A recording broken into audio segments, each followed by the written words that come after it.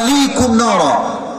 Protect yourself first, then you have to protect your family. নিজেও বাঁচো, পরিবারকেও বাঁচাও। অতএব আব্বাজান, আমি মাফ চাচ্ছি এটা বলার জন্য।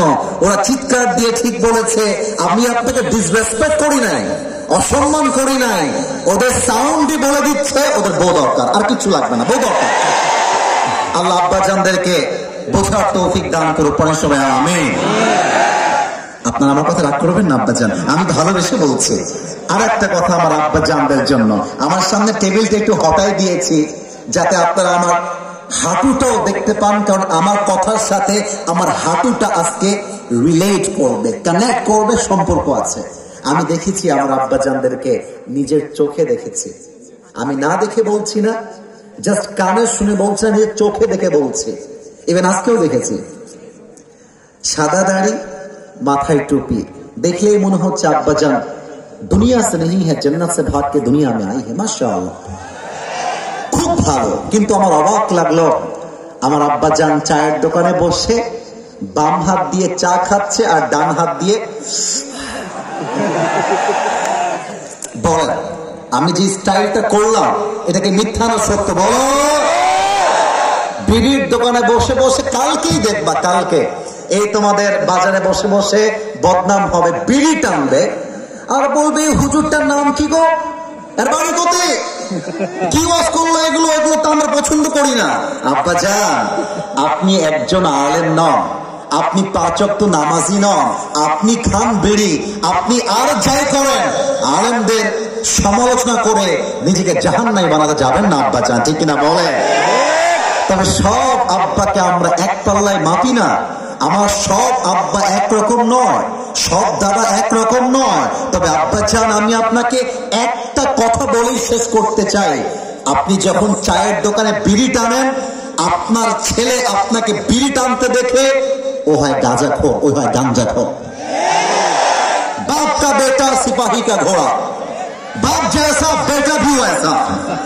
ইভেন এই কাজটা জাস্ট বাপের ক্ষেত্রে নয়, বেশিরভাগ মেয়ের চরিত্র নষ্ট হয় তার মায়ের জন্য। মায়ের চরিত্র নষ্ট হয়ে যায়, মেয়ের চরিত্র নষ্ট হয়ে যায়, ঠিক কিনা বলো? আব্বাজান, সঠিক সময়ে আপনার ছেলেকে বিয়ে দেন। আব্বাজান, চায়ের দোকানে বসে বসে বিড়ি টানবেন না। আমি দোয়া করছি আব্বাজানদের জন্য, তোমরা দোয়া করবা যুবক ভাইরা, আল্লাহ আব্বাজানদেরকে সঠিক বুঝ দান করো, পরে সবাই আমিন। এই তোমরা তো স্বার্থপর দেখছি, জোরে বলতে হবে আমিন, আরেকবার বলতে হবে আমিন। 2 নাম্বার কথা আমার মায়েদের জন্য, বোনদের জন্য। আমি জানি এটা অনেকের গায়ে লাগতে পারে, বাট আমি যুবকদের সাথে যে কথাটা বলতে চাই এই মুহূর্তে, এটা হক কথা। আর হক কথা বললে কে রাগ করবে, কে বেজার হবে, কে খুশি হবে, we don't care, we don't care. 1 number কথা, প্রিয় বোন আমার, বিয়ের সময় আসলে টাকাওয়ালা সরকারি চাকরিজীবী বুইরা টাকলাকে বাদ দিয়ে চরিত্রবান যুবককে আপনার বিয়ে করতে হবে।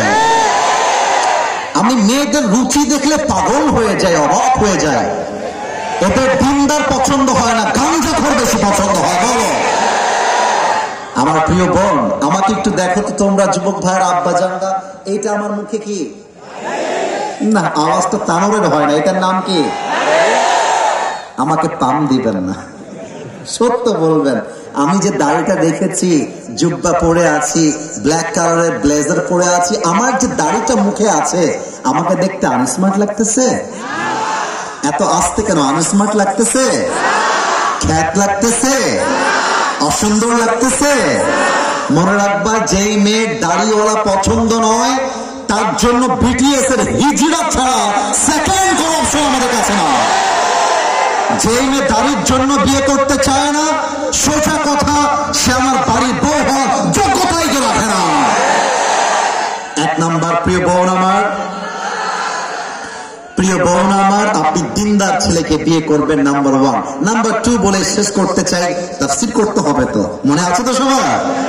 আচ্ছা আব্বাজান, আপনার মেয়েকে বুঝাই দিবেন, আম্মাজান আপনি আপনার মেয়েকে বুঝাই দিবেন যে বোরকা পরলেই দিনদার হওয়া যায় না।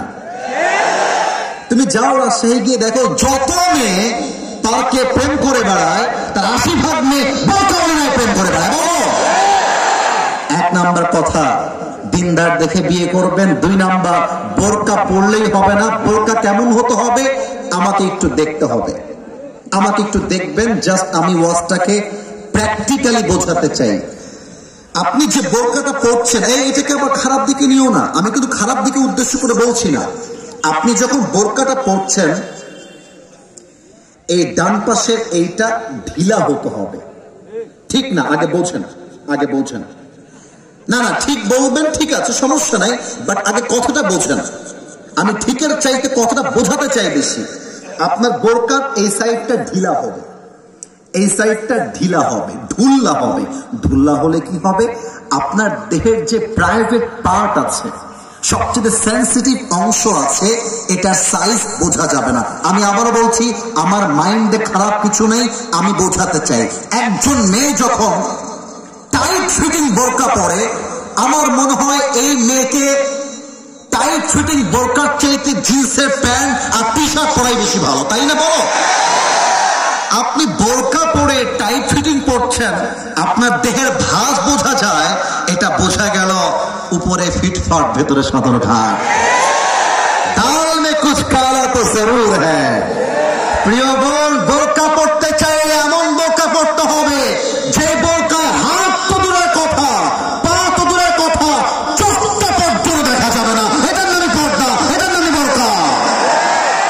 আল্লাহ প্রিয় বোনকে বোঝার তৌফিক দান করে। পড়েন সবাই আমিন। এত আসতে বললে হবে না, বলেন সবাই আমিন। এবার যুবকদের পালা, বলা যাবে? আল্লাহ এত আসতে বলছে কেন, বলা যাবে? 1 নাম্বার কথা যুবকদের জন্য, এই কোরআন থেকে বলতে চাই। দেখো আব্বাজান, দেখো আমার যুবক ভাইরা, কথাটা বোঝার চেষ্টা করবা। তোমার বয়স 20, 22, 25, কারোর জন্য ছ্যাঁকা খেয়ে তোমার লাইফটা বরবাদ করা যাবে না। জীবনে মেয়ে আসবে যাবে, বাবা মা আমার আপন ছিল, তারাই আমার আপন থাকবে। অতএব কোন মেয়ের জন্য ক্যারিয়ার নষ্ট করা যাবে না। আরে যেই মেয়ে ছেড়ে গেছে যাইতে দাও, যে তোমাকে ছেড়ে গেছে সেটা তোমার বউ হওয়ার যোগ্যতাই তার ছিল না। ও তোমাকে ছেড়ে একটা বিয়ে করেছে, ওর জন্য একটা বিয়ে যায়। আরে বেটা, ও একটা বিয়ে করে তুমি 4টা বিয়ে করে দেখা দিবা, তুমি বড় মানুষ বেটা। কারোর জন্য ছ্যাঁকা খেয়ে বেকা হতে যেও না, নাম্বার 1 কথা। নাম্বার 2, মাথায় রাখবা, সফলতার রাস্তা ততটাও কঠিন নয় যতটা তুমি ভাবছো, এতটাও কঠিন নয়। 1টা বছরের ফোকাস একটা যুবকের লাইফটাকে চেঞ্জ করতে পারে। You just have to get up. তোমাকে দাঁড়াতে হবে। তোমার একটা শক্ত সিদ্ধান্ত পারে তোমার লাইফটাকে চেঞ্জ করতে পারে। একটা কথা আছে উর্দুতে, कामयाब होने के लिए जुनून रहना पड़ता है, जब दिल में जुनून होता है तो इंसान कामयाब होता है। अरे पागल होते हुए, सफल होते हुए पागल होते हैं। और जे व्यक्ति तार सफलता अर्जन करते पागल हो जाए, ताके बाधा दिए आटके दिबे एमन बापेर द्वारा जन्मग्रहण करे ना। अच्छा बोलें तो बনের রাজার নাম কি? Right answer. তোমরা খুবই অ্যাক্টিভ, মাশাআল্লাহ। আপনারা একটু জবাব দিবেন, বনের রাজার নাম কি? আচ্ছা বলেন তো, লম্বায় যদি আমি হিসাব করি, সিংহ লম্বা হবে না জিরাফ হবে? আরেকবার, সিংহ না জিরাফ? যদি বডির সাইজে হিসাব করি, হাতি হবে না সিংহ? হাতির বডি বেশি মোটা। আচ্ছা, কিন্তু দেখেন তো, এটা হচ্ছে সুন্দরবনের জঙ্গল। সিংহ যাচ্ছে এই পাশ দিয়ে, হাতি যাচ্ছে এই পাশ দিয়ে। এখন যদি সিংহ হাতিকে দেখে, সিংহ ভাববে wow this is my dinner, আর হাতি ভাববে ওরে বাবা রে বাবা, সিংহ আমাকে খেয়ে ফেলবে। তো সিংহ যখন হাতিকে দেখে, সে 2 কদম সামনে আগায়। আর হাতি যখন সিংহকে দেখে, তখন দেখবা হাতিটা 2 ধাপ পেছনে এগিয়ে যায়, অর্থাৎ পালিয়ে যায়।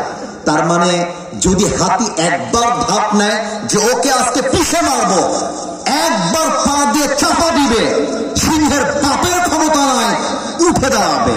পার্থক্য হচ্ছে সফল হওয়ার জন্য বড় বাপের বেটা হওয়া লাগে না, সফল হওয়ার জন্য বড় বংশ লাগে না, সফল হওয়ার জন্য বুকের মধ্যে পা থাকতে হয়, কলিজা থাকতে হয়। I'm the king, I'm the boss. This should be your attitude. একবার ভাবো না যে আমি করতে পারি, আমি করে দেখাবো, আমি আশরাফির ছেলে, আমি তারওয়ার ছেলে, আমি পুরো ইতিহাসকে পাল্টায় রেখে দিব। ঠিক আছে? ভয় পেও না, বুক চিরে দাঁড়িয়ে যাও, আল্লাহর ভরসায় সাহসটা বাড়াও, আল্লাহর নামে আগুন জ্বালাও, বুকে সত্যের পথে চলো, সাহস রাখো মুখে, ভয় পেলে চলবে না, রক্তে আগুন ধরাও, আল্লাহর সৈনিক তুমি, সেই পতাকা উড়াও। আর আল্লাহ যখন পাশে, কিসের এত ভয়? তাওয়াক্কুল করো, কাছে আসবে বিজয়। আধারে ভয় পেও না, আলো আছে আড়ালে, অন্ধকার পালিয়ে যাবে, তুমি উঠে দাঁড়ালে। ঠিক কিনা বলো? আল্লাহ যুবকদেরকে সফল হওয়ার তৌফিক দান করুক। পড়ার সময় আমিন। আপনাকে ডাক্তার করেছেন নাকি আমার উপরে ভাই?